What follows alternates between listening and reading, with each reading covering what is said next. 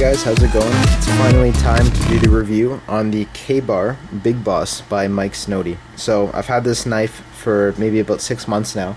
I was able to take it on a handful of camping trips, some car camping, some backcountry camping. I think this knife's got a fair bit of use, and I think I feel more comfortable giving this knife a full review at this point now that I can say I have some experience with it. So this Big Boss is advertised to be a tactical blade. I think that's one of the furthest things for it in terms of philosophy of use for this knife. I actually have this knife in my camping system as a dedicated cooking knife. And you may think, well, like, that's furthest thing from it. How can you go from tactical knife to a cooking knife, a knife used to chop up potatoes and slice up some meat before throwing it on the fire? Well, first of all, I'm not pleased with the traction of this knife. I think it's very slick. The blade, it's not big enough for a lot of bushcraft tasks in terms of splitting any small pieces of wood or anything like that. This is a full tang knife, but there's no jimping on the back. This is just like a Zytel handle. This gets very slick when it gets wet. There's not a ton of traction. There's not a big finger choil in the front, so if your finger slips forward at all, it's right onto the blade. As you see, the blade goes right to the ricasso there. It's got a little bit of a tang, but even if you put lanyard hole, the handle's just long enough where a lanyard would not help you in terms of your grip of this knife. So anyway, I use this as a dedicated cooking knife. It's a very comfortable size for that. Any food prep tasks that I have with this knife are handled quite easily. Next to that, it's a relatively lightweight knife. It's not milled out handle. I showed that in my overview of it. I took the scales off. I'm not going to do that again, but if you want to see what's underneath the handle scales, you can reference that video. But this is just basically a solid block of S35 VN steel, and it's just got the 3 holes punched in, so the handles come off. One screw comes off from each side, and you end up getting just some threads on both sides of the handle. That said, this is a really nice stonewash finish on this blade. It's very smooth, glossy feeling. This doesn't feel granular like the coating, for example, on the SE6, or it doesn't even feel as granular as the blade of an Endura 4. So that's a popular knife a lot of people know. If you run your thumb along this, it's not very porous because of the stonewash finish, which is great because that means it doesn't retain much moisture. And any knife that I choose to dedicate to cooking tasks has to be very corrosion resistant, because this is going to be, washed frequently, exposed to water. It's going to be exposed to oily foods, wet foods, and then it's going to, a lot of the time, it's put away wet. It's left on the table for the duration of the meal. And if you have something, for example, like this Mora heavy duty here, this is the carbon steel version. This knife, really, I haven't put to any hard use tasks at all. I haven't used it for any sort of food or anything like that.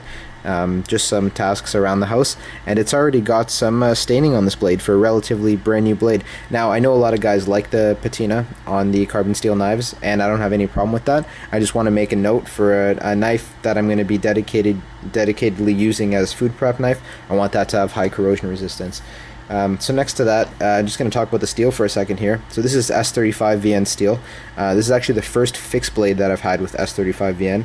And it's held up very respectably.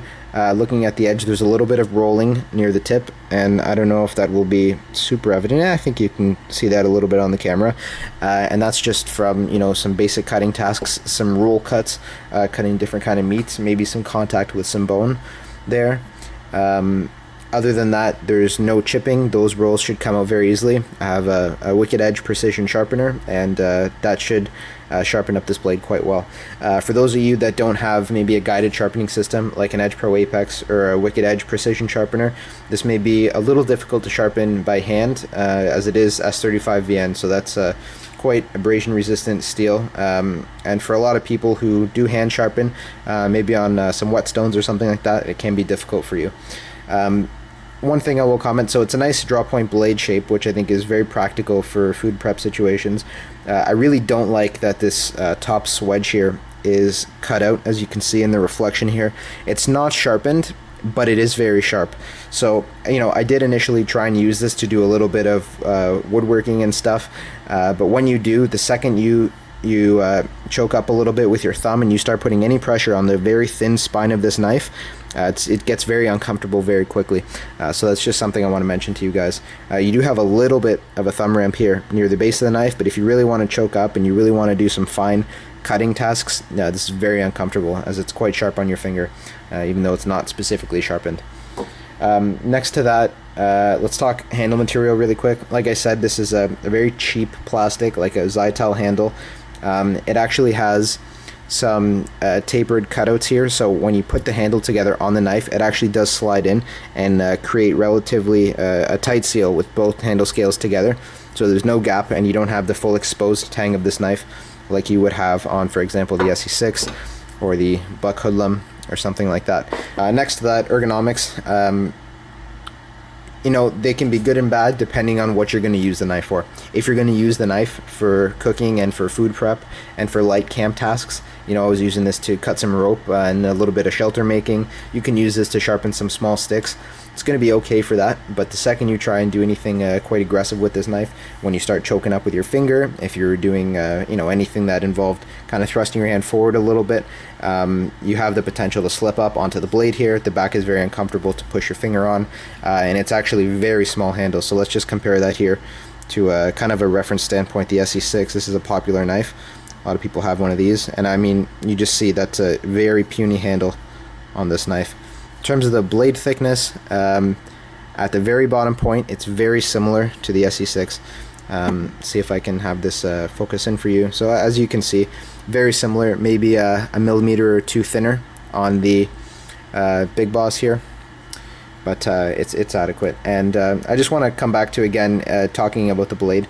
The stonewash finish on the S35 VN makes a great combination. S35 VN on its own is very corrosion resistant, and then when you have a non-porous coating like the stonewash coating on there, there's not all these little pores to hold on to moisture, and this knife does well.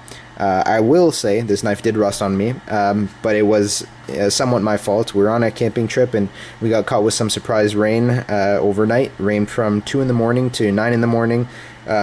Torrential downpour. This knife was out on the bench at our campsite beside some of our food stuff, and the knife was completely soaked. The next day it was damp all day, continued to rain the next night, and this was exposed to water, and the sheath was completely soaked in water as well. Now, I think this is a good opportunity to quickly comment on the sheath of this knife. This is not my favorite, and I plan on purchasing a Kydex or maybe a injection molded sheath like that of the SE6 here. I like that with these sheaths you can quickly snap the knife in.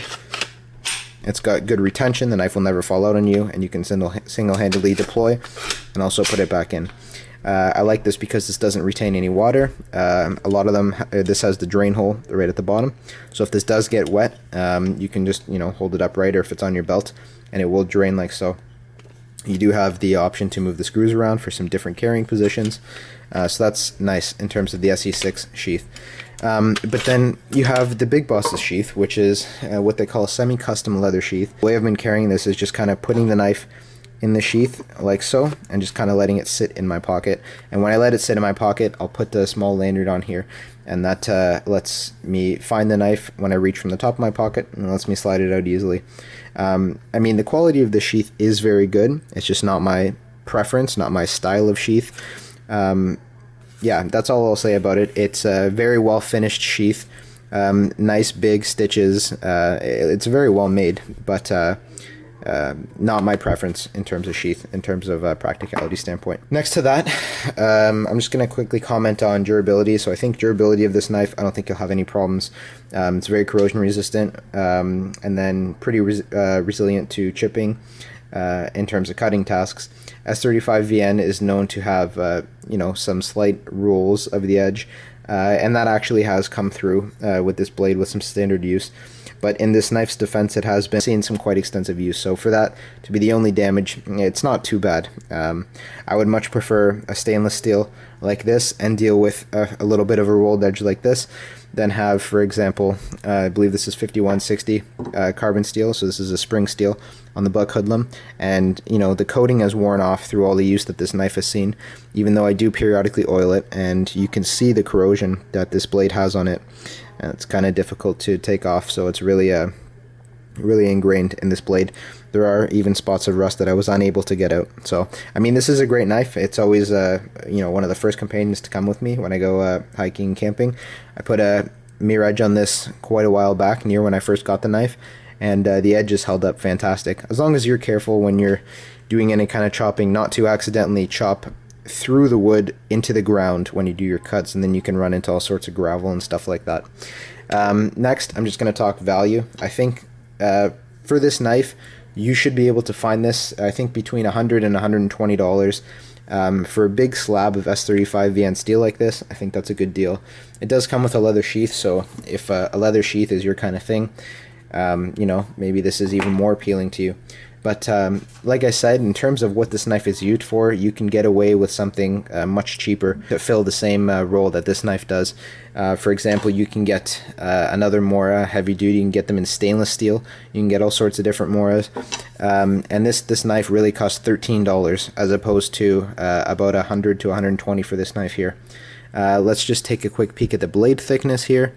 So at the thickest point of these two blades, you have the Big Boss is a little bit thicker. So if you see the difference here, SE6 versus the Big Boss in the middle versus the Mora Heavy Duty on the left. So all relatively comparable, maybe a 1 millimeter difference as we move to the left here for each iteration. So, you know, for the tasks that I use this Big Boss for, I do think you might be better suited with a Mora knife. Cutting length, as you can see, it's about the exact same cutting length.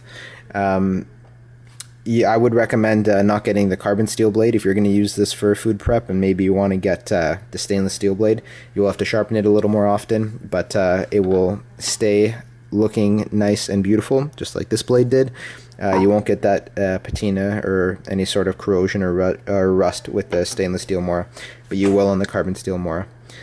So that's my review after having gained some, in my opinion, valuable experience for anyone maybe looking to purchase of the Mike Snowdy Big Boss by K-Bar. All in all, I think this is a good knife. Would I purchase it again? That's a tough question. I like it for what I use it for. Like I mentioned before, you can get it more for cheaper. In hindsight, would I recommend this knife? I would say there are other knives that you can purchase that will do the same thing. But the one thing I think is great about this knife is there's not many situations out there where you can get a nice piece of high quality S35 VN steel, actually quite a big slab if you look at the size of this knife, for around $100 to $120. So it's a good knife, good finish on the steel. The stonewash is very nice. Like I said, the sheath, for some people this may be awesome, for others they may have other preferences, but they do sell Kydex and injection molded plastic sheaths online. You could even make one if you really wanted to. So that's my review of the K-Bar Big Boss. Thank you guys for watching, and make sure to subscribe for more videos. Take care. Have a good day.